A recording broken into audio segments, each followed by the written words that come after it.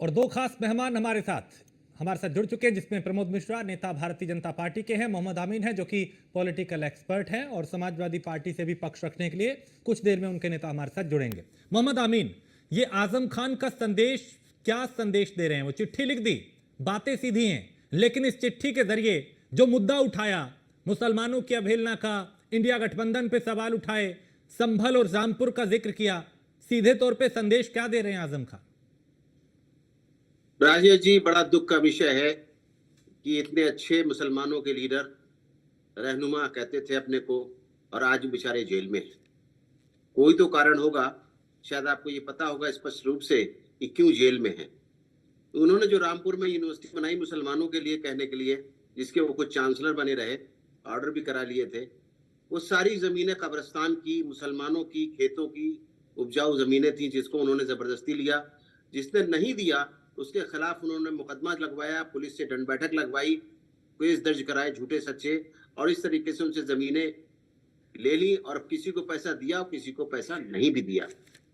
इस बड़ी अफसोस की बात है कि आज वो जेल में है, उसके बाद इस तरह की बातें कर रहे हैं। मुझे तो खुद पे बड़ी रोना आ रहा है इस बात का कि देखिए इस तरह से कैसे उन्होंने सोचा मुसलमानों के लिए। कहाँ सोचा? जाके जेल में बंद होने के बाद, सजाए याफ्ता होने के बाद, और मुसलमानों का राग गा रहे हैं। वो इंडिया अलायंस को कह रहे हैं, बीजेपी को कह रहे हैं, दुनिया को कह रहे हैं। उसमें कहने में कोई दिक्कत नहीं है, लेकिन जब वो सत्ता में थे तो इतने सत्ता के नशे में चूर थे कि जब उनके पास कोई भी मुसलमान, गरीब आदमी, समाज का पिछड़ा वर्ग उनसे मिलने गया मुसलमानों का, तो मालूम क्या जवाब देते थे? क्या मुसलमानों का मैं लीडर हूं तो क्या मैं सिर्फ तुम्हारा ही काम करूंगा? कभी इन्होंने किसी मुसलमान की मदद नहीं की, सिवाय दमनकारी नीति अपनाने के। रामपुर में दुनिया जानती है इस बात को।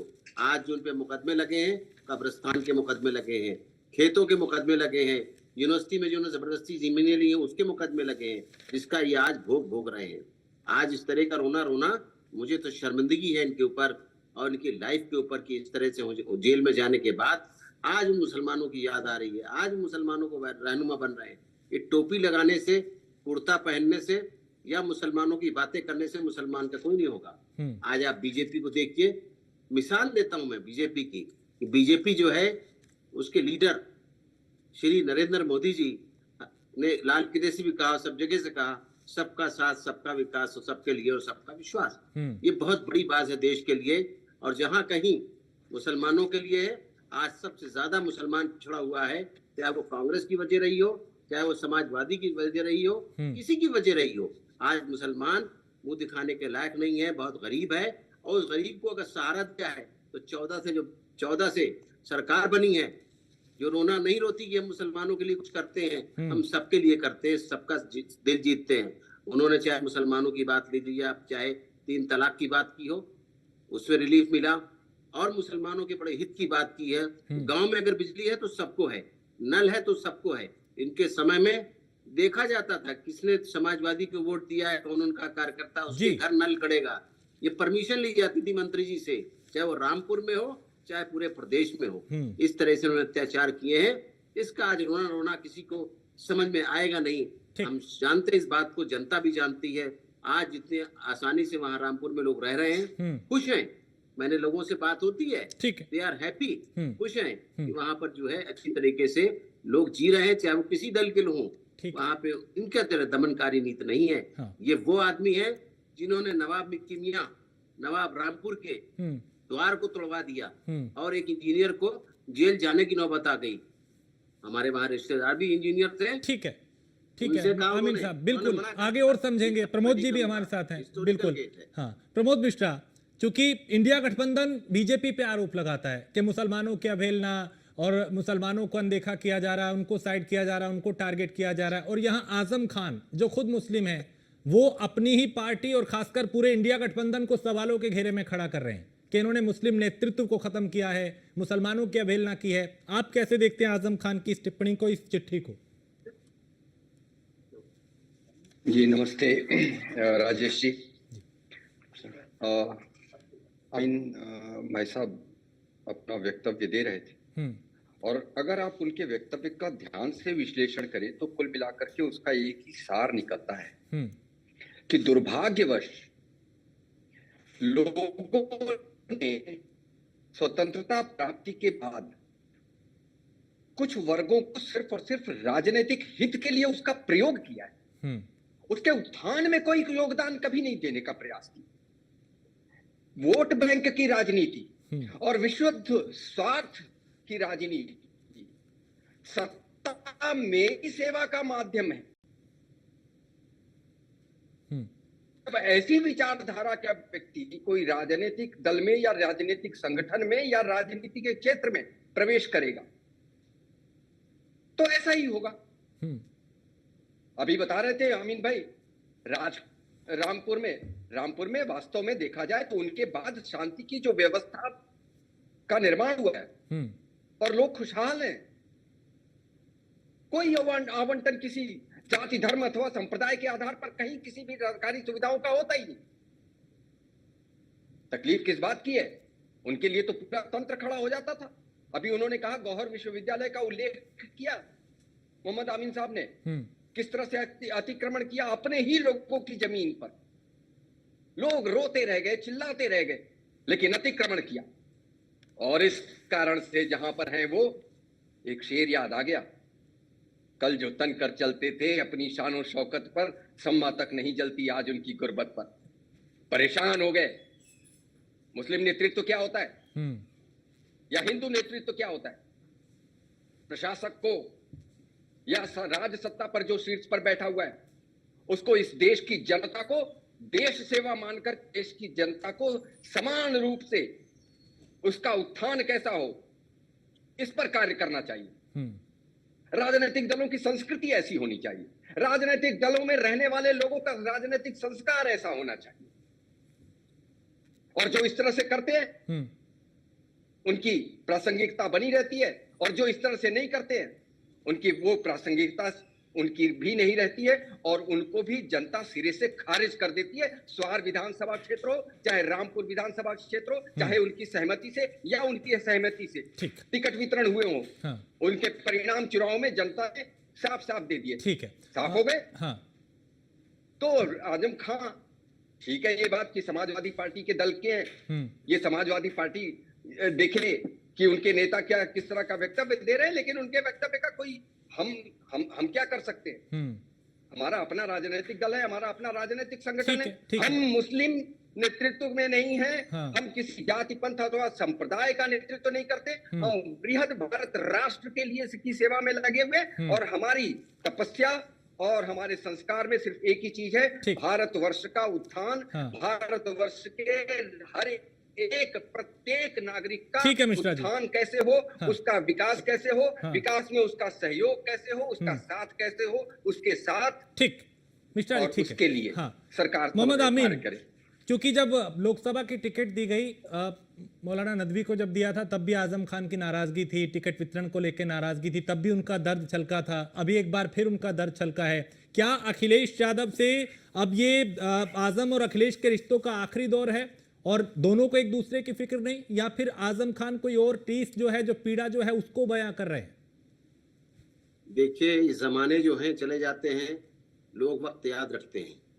आज उनका भी वक्त याद है कितनी दमनकारी नीति थी, और उनके हटने से आज एक मौलाना को दिया गया है जो यहाँ जामा मस्जिद दिल्ली में पार्लियामेंट की मस्जिद में इमाम थे, उनको दिया गया। इससे साबित हो गया या तो समाजवादी के वोट है या किसी शरीफ आदमी के लिए वहां मुसलमान वोट करता है।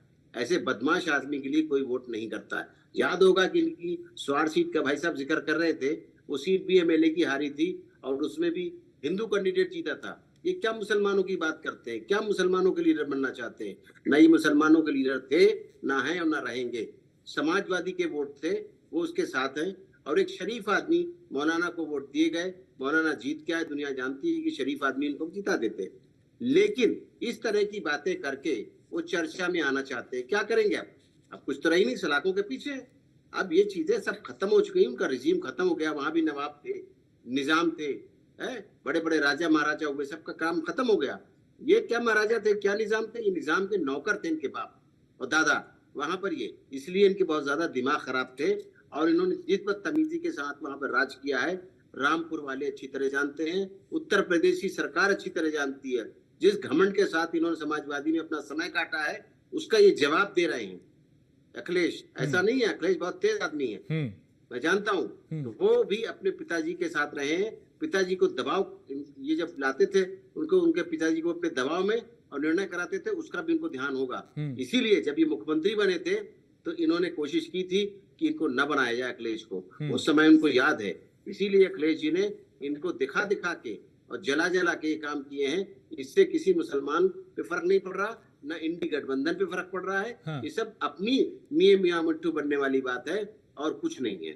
ठीक है प्रमोद जी, क्या इससे गठबंधन में, इंडिया अलायंस में कलेश और बढ़ेगा? क्योंकि हम देख रहे हैं कि चाहे दिल्ली में चुनाव हो, कहीं और चुनाव हो, जहां एक साथ होने का दावा किया जाता है वहां कई बार एक दूसरे के खिलाफ ही चुनाव लड़ा जाता है। अभी दिल्ली में आम आदमी पार्टी और कांग्रेस अकेले चुनाव अलग अलग लड़ेंगे।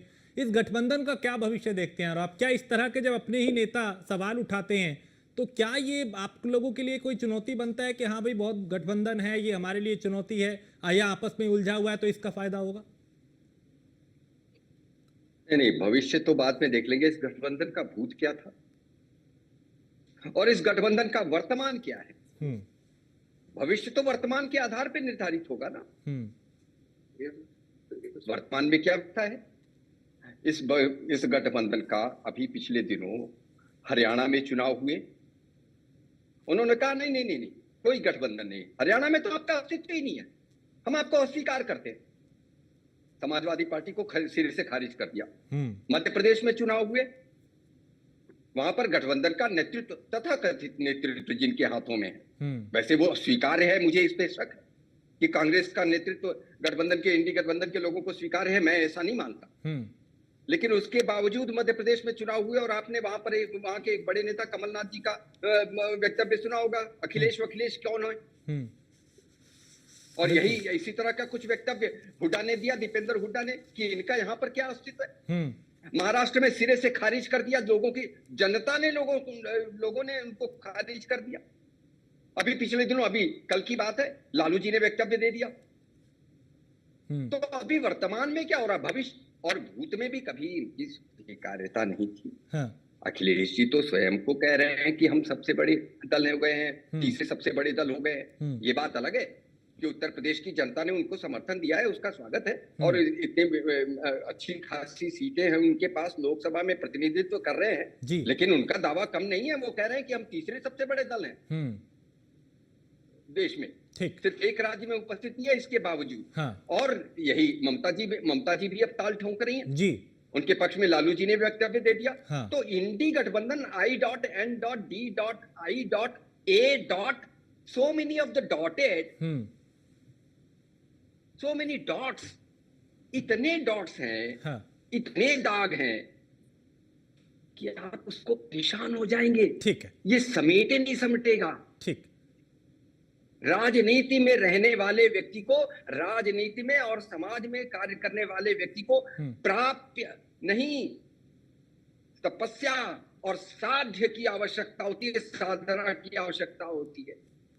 जो प्राप्य के लिए साधना करते हैं अथवा तपस्या करते हैं, वो न प्राप्त होता है और न ही साधना सफल होती है। ठीक है मोहम्मद आमीन, बात करें तो हम तो दो थे, तब भी वही करते। हाँ ठीक है मोहम्मद आमीन, ये इंडिया अलायंस के नेता मुस्लिम लीडरशिप को खत्म करना चाहते हैं कि ये वक्तव्य, और दूसरा ये कि मुस्लिमों को लेकर अपनी स्थिति साफ करें, इसमें मुसलमानों के जरिए क्या संदेश आजम दे रहे हैं और क्या उनका कोई मायने अभी रह जाता है राजनीति में किसी चिट्ठी का? देखिए, जब भी मुसलमानों ने किसी हिंदू राजा, हिंदू चीफ मिनिस्टर और उनके अंतर्गत में अपनी सफलता पाई है, लेकिन जब भी इस तरह के आजम खान जैसे लीडर बने हैं, उनसे कभी मुसलमानों को छाया नहीं मिली।